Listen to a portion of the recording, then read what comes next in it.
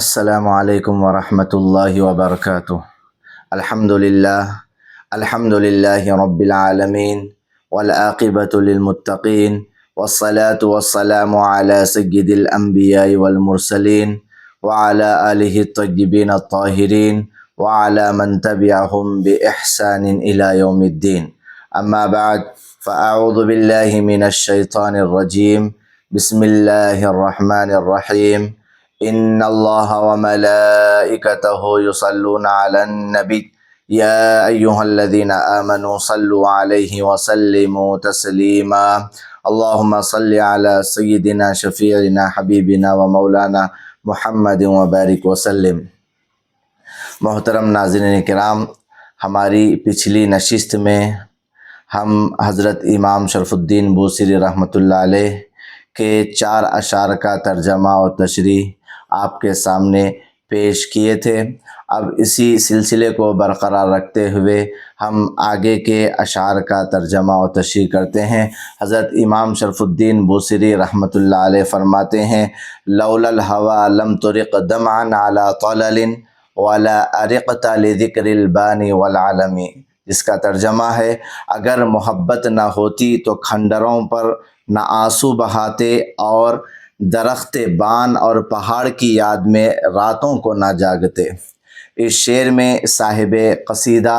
یہ کہنا چاہتے ہیں کہ اگر محبت نہ ہوتی تو کھنڈروں پر جو آنسو بہائے گئے ہیں یہ محبت کی وجہ سے ہے۔ تو یہاں پر اس شعر میں محبت کا اظہار کیا جا رہا ہے۔ عاشق کھنڈروں پر کھڑے ہو کر اس لیے آنسو بہا رہا ہے کیونکہ اس میں محبوب کا مکان واقع ہے، اس میں ایک قسم کی نسبت جڑی ہوئی ہے۔ جب بھی عاشق کو ان مقامات سے گزرنے کا موقع ملتا ہے اور ان اشیاء سے وابستگی پیش آتی تو عشق کے غم سے ماضی کی یادیں دوبارہ جاگ جاتی ہیں اور اس کو بے قرار کرتی ہے، جس سے وہ بے چین ہو کر انہی مقامات پر کھڑے ہو کر رونے لگتا ہے۔ یعنی اس مقامات سے، ان کھنڈروں سے جب عاشق کا گزر ہوتا ہے تو ان کھنڈرات میں محبوب کا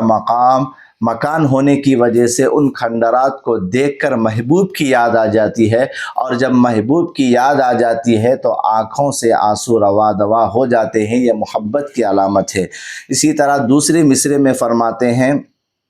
کہ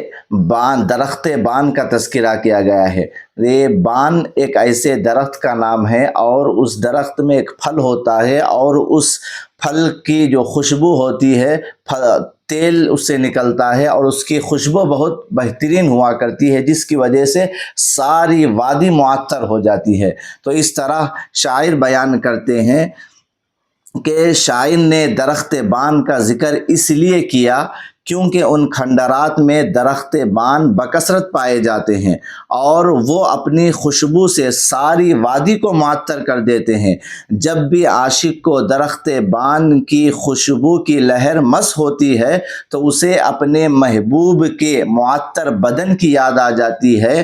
اور جس کی وجہ سے ان کے آنکھوں سے آنسو جاری ہو جاتے ہیں۔ تو محترم ناظرین کرام، شاعر یہ بیان کر رہے ہیں کہ ان کھنڈرات سے جب میرا گزر ہوا اور میں محبوب کے مکان کو میں نے دیکھا تو محبوب کی یاد آ گئی، یاد آنے کی وجہ سے میرے آنکھوں سے آنسو نکل گئے، اور جب درخت بان کے پاس سے بھی میں جب گزرا تو ان درختوں کی خوشبو جو تھی وہ خوشبو میں میرے محبوب کے معطر بدن کی خوشبو مجھے آ رہی تھی، اس وجہ سے میرے آنکھوں سے آنسو روا دوا ہو گئے۔ عاشق کی فرط محبت کا حال یہ ہے کہ اگر حالت نیند میں بھی ہو تو وہ محبوب کی خوشبو سے جاگ جاتا ہے اور اس کی رفعت و بلندی والے تصور پر رونے لگتا ہے۔ یہ عاشقوں کا حال ہوتا ہے، یہ سچی محبت کی علامت ہوا کرتی ہے۔ اسی طرح حضرت امام شرف الدین بوصیری رحمۃ اللہ علیہ آگے ارشاد فرماتے ہیں: فَكَيْفَ تُنْكِرُ حُبًّا بَعْدَمَا شَهِدَتْ بِهِ عَلَيْكَ عُدُولُ الدَّمْعِ وَالسَّقَمِ، جس کا ترجمہ ہے: پس تم محبت کا کیسے انکار کر سکتے ہو جبکہ آنسو اور بیماری کی صورت میں 2 عادل گواہ آپ کے خلاف گواہی دے رہے ہیں۔ محترم ناظرین کرام، اس شعر میں محبت کا اظہار ہو رہا ہے کہ اب محبت کا انکار کرنے کا تم کو کوئی فائدہ نہیں، کیونکہ فیصلے کے لیے جن دو عادل گواہوں کی ضرورت ہوتی ہے وہ دو گواہ گواہی دے چکے ہیں۔ ان میں سے ایک گواہ محبت کے آنسو ہے جو آپ کی آنکھوں سے بہ رہے ہیں، اور دوسرا گواہ مرض عشق ہے جس سے انسان درد عشق کا شکار ہو کر لاغر ہو جاتا ہے، اس کی رنگت زرد پڑ جاتی ہے اور بے خوابی گرفت کر لیتی ہے، اور ان گواہوں کی صداقت مسلم ہے۔ تمہارے اوپر یہ دو گواہ موجود ہیں، ایک تمہارے آنسوؤں کا بہنا اور دوسرا تمہارا مرض عشق جس سے نمایاں ہو رہا ہے، ہر کس و ناکس دیکھ رہا ہے۔ اب یہ بات چھپنے کی نہیں رہی، ہر ایک پر آیا ہے کہ اب تمہارے اوپر عشق کا قبضہ ہو چکا ہے، اس کے باوجود تم محبت کا انکار کرو گے تو یہ بڑے تعجب کی بات ہے۔ اگر تمہارا مقدمہ عدالت میں پیش ہوگا تو اس کے لیے دو گواہ خون آمیز آنسو اور آپ کے جسم کی رنگت اور لاغری پن موجود ہے، اس وقت انکار کرنے سے رسوائی بھی ہوتی ہے، اس لیے کہ اقرار اور اقبال کر لینا ہی بہتر ہے۔ تو محترم ناظرین کرام، اس شعر میں یہ بیان کیا جا رہا ہے کہ اب تم محبت کا انکار نہیں کر سکتے ہو، کیونکہ تمہارے آنکھوں سے آنسو رواں دواں ہونا اور یہ تمہارا مرد عشق دو ایسے گواہ ہیں جن سے یہ پتہ چل رہا ہے کہ تم کسی کی محبت میں گرفتار ہو۔ یہ دو عادل گواہ ہونے کے بعد محبت کا انکار نہیں کیا جا سکتا ہے۔ اس کے بعد امام شرف الدین بوصیری رحمۃ اللہ علیہ آگے فرماتے ہیں وَأَثْبَتَ الْوَجْدُ خَطَّ عَبْرَةٍ وَضَنًا مثل البہار علی خدیک والعنم، اور عشق نے آنسوؤں کی دو لکیریں تمہارے دونوں رخسار پر سرخ گلاب کی مانند اور لاغری کا نشان زرد پھول کی طرح قائم کر دیا ہے۔ یعنی شاعر روتے روتے اس طرح آنکھوں سے آنسو رواں دواں ہو گئے ہیں کہ جہاں سے آنسوؤں کا سیلان ہوتا ہے، جہاں سے آنسو بہتے ہیں، سرخ گلاب کے مانند وہ ہو چکا ہے اور لاغری کا نشان زرد پھول کی طرح قائم کر دیا گیا ہے۔ تو تم آتش عشق میں پگھل رہے ہو اور دو عادل گواہوں کی گواہی تمہارے اوپر آ گئی ہے، اور دونوں رخساروں پر خون آمیز آنسوؤں کی سیلانی نے تمہارے رخساروں پر سرخ رنگ کی ڈوریں کھینچ دی ہے، اور بدن کی لاغری سے تمہاری رنگت زرد پڑ گئی ہے۔ جسم کا زرد ہو جانا آتش عشق میں جسم کے پگھل کر لاغر ہو جانے کو بتا رہا ہے، اور رخساروں میں دو لال ڈوروں کا بن جانا غم عشق میں مسلسل خون کے آنسوؤں کی جھڑی لگ جانے کو بتا رہا ہے۔ دونوں رنگتوں میں گواہ آئے اور ان کی گواہی بھی ہو گئی۔ تو اس طرح جب شاعر رو رو کر ان کے آنسو بہ کر جب ان کے رخساروں پر سرخ گلاب کے مانند اس طرح نشان پڑ گئے تو یہ نشانات ہی محبت کی علامت ہے۔ پھر آگے فرماتے ہیں جس طرح تمہارا حال عشق کی گواہی دے رہا ہے، اسی طرح اب تم کو زبان سے بھی اقرار کرنا پڑے گا۔ اب تو اعلان کر دو کہ میں آتش عشق میں مبتلا ہوں، کیونکہ عشق و محبت کی داستان ہی ایسی ہوتی ہے کہ عاشق شروع میں عشق کو چھپاتا ہے، جو عشق بڑھتا جاتا ہے اور اس کے آثار ظاہر ہونے لگتے ہیں تو مجبوراً وہ اپنی محبت کا اقرار کر لیتا ہے، اس کو کسی کی ملامت کی پرواہ نہیں رہتی۔ چنانچہ یہاں سے عاشق زار اپنے محبوب سے اپنے عشق کا اقرار کر لیا ہے، اب داستان عشق منظر عام پر آ جاتی ہے، محبوب کو بھی سننے میں لذت ملتی ہے اور احباب بھی سننے میں حلاوت محسوس کرتے ہیں۔ تو اس شعر میں جس طرح محبت کو چھپانے کی کوشش کی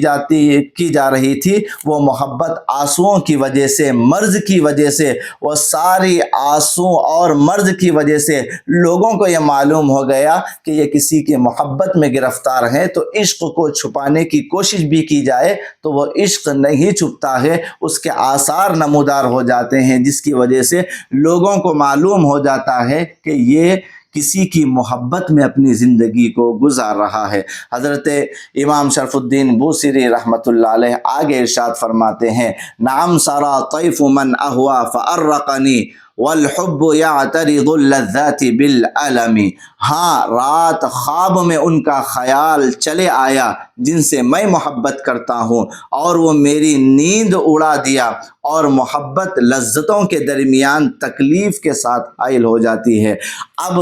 شاعر یہاں پر اپنی محبت کا اقرار کرتے ہوئے کہہ رہا ہے کہ ہاں کا نام کا لفظ سے اس شعر کا آغاز ہو رہا ہے، اور اب شاعر یہاں پر اپنی محبتوں کا، اپنی عشق کا وہ اقرار کر رہا ہے۔ یہاں سے داستان عشق کا آغاز ہوتا ہے، پردہ اٹھتا ہے، حقیقت کا انکشاف ہوتا ہے،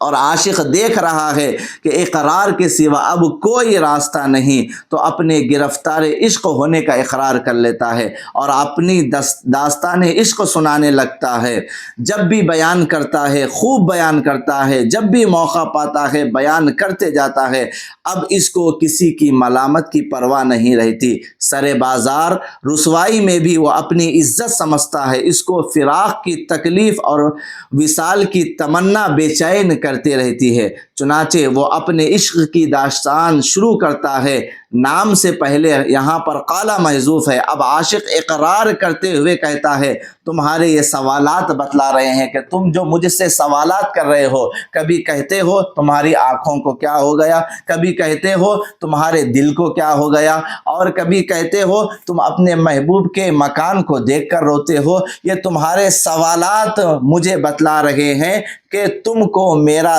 درد عشق معلوم ہے۔ ہاں، اب میں عشق میں مبتلا ہوں اور اسیر محبت ہوں۔ اب یہاں پر شاعر اپنے عشق کا اظہار کہتے ہوئے کہتے ہیں، ہاں میں عشق میں مبتلا ہوں اور میں اسیر محبت ہوں۔ آگے بیان کرتے ہیں، سنو ایک رات ایسا ہوا کہ میں سو رہا تھا، رات کی تاریکی تھی، معشوق کا جلوہ نظر آیا، اب میں کب سوتا، خوشی میں میری نیند اڑ گئی، مگر وہ خواب تھا جو میری نیند کو اڑا لے گیا، اسی جلوہ یار کی تمنا میں میرا یہ حال ہو گیا ہے۔ اور یہ ایک حقیقت ہے کہ یار کی محبت دنیا کی لذتوں کے درمیان حائل ہو جاتی ہے اور تکلیف سے دوچار کرتی ہے۔ جو لوگ میری حالت کو دیکھ کر مجھ پر ملامت کرتے ہیں، ان کو کیا پتا کہ محبت کیا ہوتی ہے، ان کو کیا معلوم کہ آتش عشق کیا ہوتی ہے۔ اس لیے میں ان سے کہتا ہوں، تم ملامت کرنے سے باز آ جاؤ،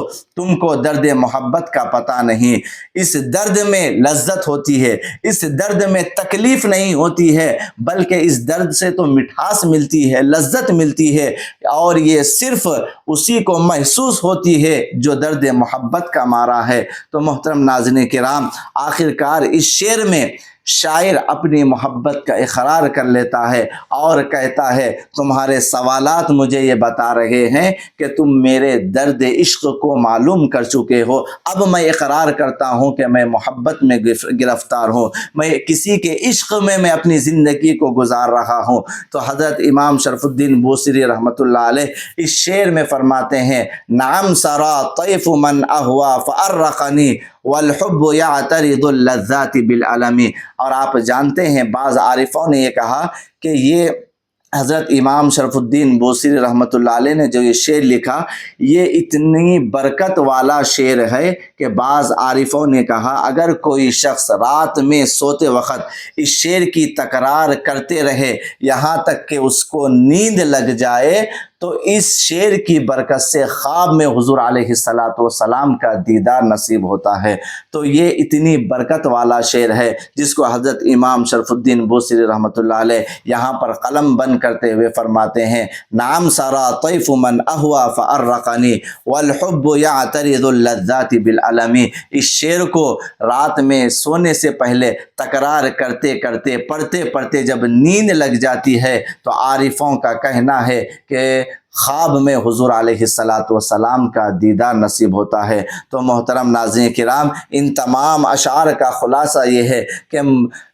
حضرت صاحب قصیدہ علیہ رحمت و رضوان اپنی محبت کا اظہار کر رہے ہیں۔ جہاں پر محبوب کے مکان کو دیکھا، محبوب کے مکان کو دیکھ کر آنکھوں میں آنسو آ گئے محبوب کی یاد کی وجہ سے۔ وہاں کے درختوں کو دیکھا، درختوں کے پھلوں سے نکلنے والی خوشبو کو دیکھا، تو اس خوشبو میں بھی محبوب کے معطر بدن یاد آ گئے، پھر آپ کے آنکھوں میں آنسو آ گئے۔ اس طرح